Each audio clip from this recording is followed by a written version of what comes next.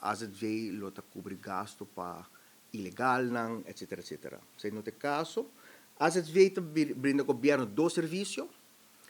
Serviço tá, no momento que tem uma pessoa indocumentada, tá tem situação de vida ou morte e tem que vai a for para tratamento médico, AZV ta procurar para traslado e hospitalização para um lugar.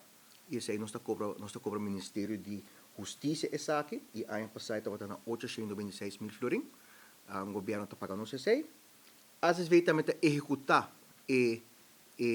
paquete de seguro que o governo tem para o trabalhador, não? E para isso que está gelijkgesteld na empregado público, nós está executar o paquete aqui, né? Um seguro de governo adicional para o trabalhador, não? Como dono do trabalho, e nós está cobra o governo, e ano passado o governo paga nós 4 milhões de florin para esse serviço aqui, não?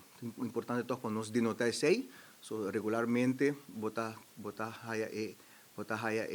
cria impressão que o gasto de AZV incluir dos gastos aqui não, isso aqui não está assim, o governo está pagando isso aqui não a parte na AZV.